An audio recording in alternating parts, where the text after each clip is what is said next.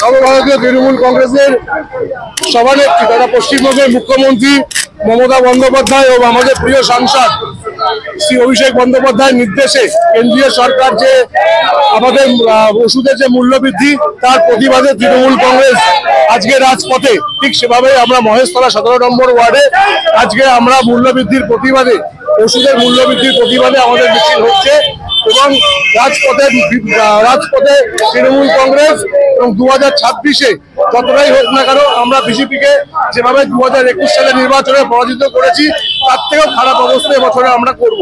তাই আমাদের প্রতিবাদ শুরু হয়েছে, রাস্তায় নেমে গেছি আমরা। ওষুধের মূল্যবৃদ্ধি প্রত্যাহার যতক্ষণ না হবে তৃণমূল কংগ্রেস এই আন্দোলন চালিয়ে যাবে। সরকার 2014 সাল থেকে আমরা দেখতে পাচ্ছি নিত্য প্রয়োজনীয় জিনিসের দাম বাড়ছে। এটা কেন্দ্রীয় সরকারের একটা অভ্যাসে দাঁড়িয়ে গেছে, যে তারা কিভাবে গরিব মানুষের পকেট কাটে। এই গরিব মানুষের পকেট কেটে তারা তাদের কোষাগার ভরতে চাইছে এবং বাংলার যে প্রাপ্য টাকা সে টাকাও কিন্তু তারা দিচ্ছে না। তাই যতদিন এই কেন্দ্রীয় সরকার এই ওষুধের দাবি, এই ওষুধের মূল্যবৃদ্ধি প্রত্যাহার না করবে, আমরা দলের নির্দেশে আমরা প্রতিদিন দরকার হলে আন্দোলনে নামবো মহেশতলা তথা সারা বাংলা। ডায়াবেটিস থেকে শুরু করে ক্যান্সারের মতন জীবনদায়ী ওষুধের দাম বৃদ্ধি পাচ্ছে, এই ব্যাপারটা কিভাবে দেখছেন? দেখুন, আমি আমার অভিজ্ঞতা থেকে বলি, আমি কিছুক্ষণ আগেই বললাম আমি নিজে এখন ডায়াবেটিক পেশেন্ট। আমি প্রায় 20 বছর আমার ডায়াবেটিক, আমার ফ্যামিলি সবাই, আমার মা ডায়াবেটিক ছিলেন, বাবা ডায়াবেটিক। তো আমি দিনে 4 বেলা ইনসুলিন। তো আজকে যখন একটা ইনসুলিনের অর্ডার করলাম তো বললে দাদা ওষুধ তো যেটা 4টের দাম ছিল 9,400 টাকা, কিন্তু 10,600 টাকা হয়ে গেছে, আপনি কি নেবেন?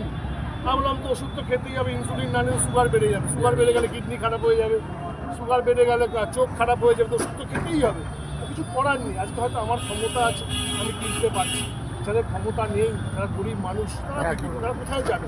তাই কেন্দ্রীয় সরকারের কাছে অনুরোধ, তারা যেন গরিব মানুষের কথা অন্তত পক্ষে একবার বিবেচনা করে, যে জীবনদায়ী ওষুধগুলো যারা আছে, ধরুন ক্যান্সার রাজা রোগ, ক্যান্সার হচ্ছে রাজা রোগ, ধনও যায় প্রাণও যায়।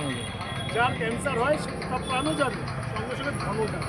হয়তো অনেকে বাড়ি বিক্রি করে মানুষের সেই প্রিয় মানুষটাকে বাঁচাবার চেষ্টা করে, তার সাথে সাথে